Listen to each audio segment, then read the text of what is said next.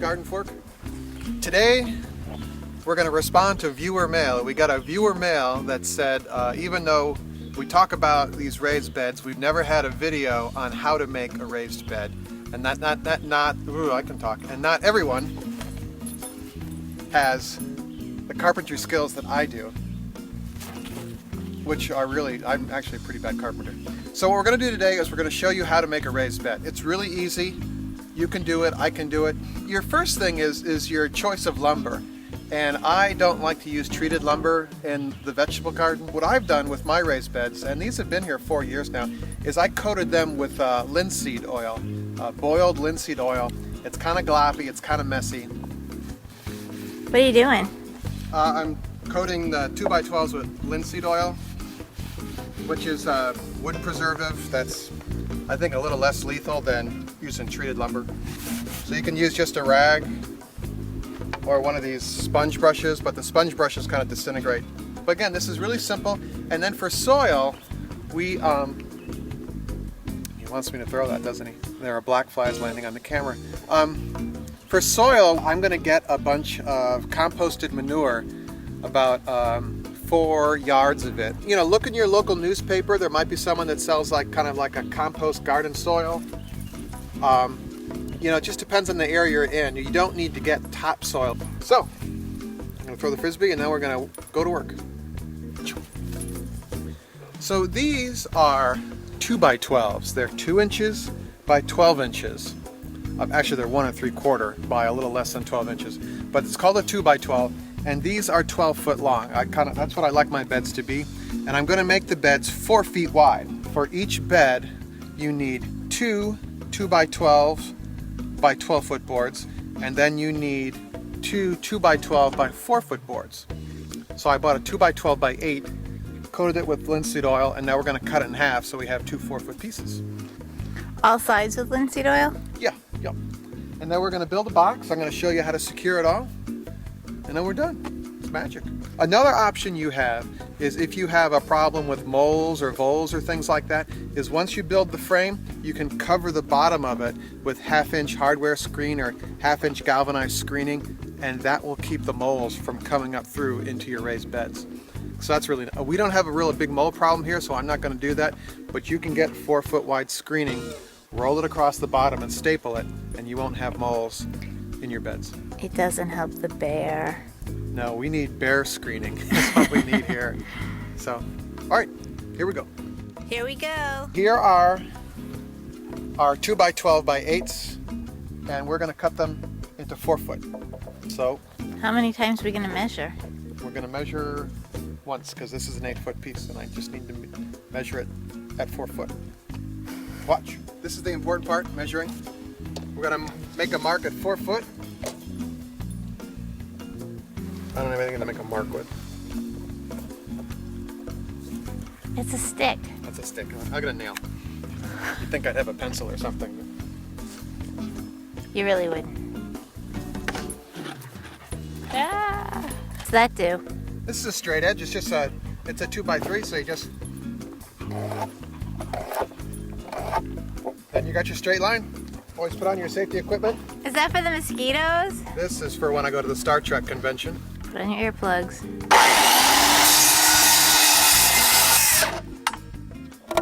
Oop, Oop, what? it didn't quite finish the cut.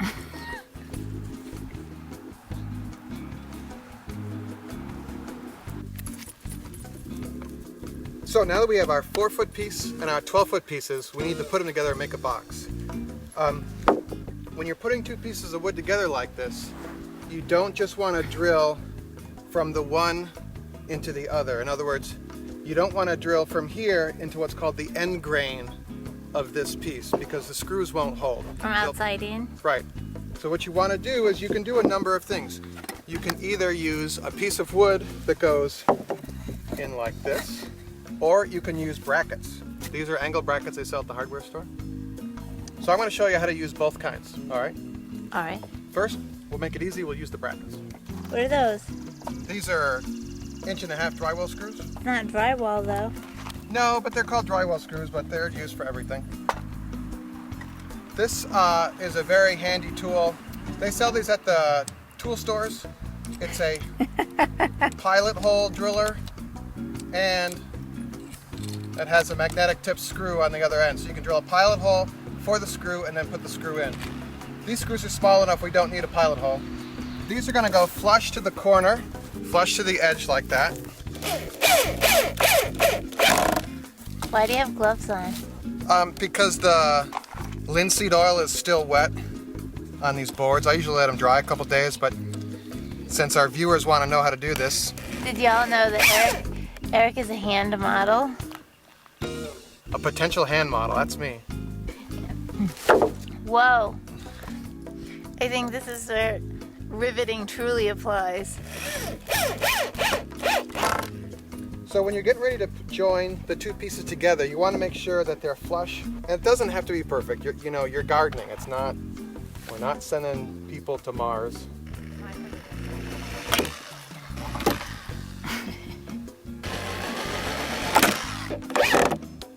There you go. Ta-da! Look at that progression. Yeah. Oop. Little screw thing fell out. Lock that in. You can get that at the tool store. Yeah. You told us. It's a perfect gift for your tool friend in your life. Mother's Day's tomorrow. Yeah. I sent flowers, so. I'm gonna send tools. All right, so on this side, I'm going to show you a different way to secure your corners. And this is just using a 2x3. You could use a 2x4 as well, or a 2x2. This is just what I happen to have. So I cut this to about 11 inches. And this is going to sit on the inside of this corner here. And then we're going to put screws from the outside into here, and then from the outside here into here. Is this flush? It's pretty flush. It's close enough. Oh yeah, we're just gardening. It's just gardening. All right, for this, you have to drill a pilot hole because this is a 2.5 inch screw. It's a pilot hole. A pilot hole is a small hole that's smaller diameter than the screw and allows the screw to go in farther without splitting the wood.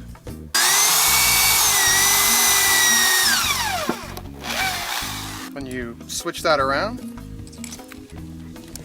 lock that in, put your screw on there. Hold your piece of wood here, make sure this is as flush as you can get it. Sometimes the backing, the wood back here, wants to pop out, so you gotta hold it in tight. And it squeaks like that. Let's play frisbee.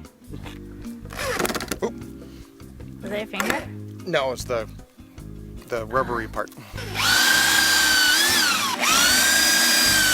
Look how unflush it is at the bottom. The wood's a little warped, and that's just the way it's gonna be, all right? That's GardenFork.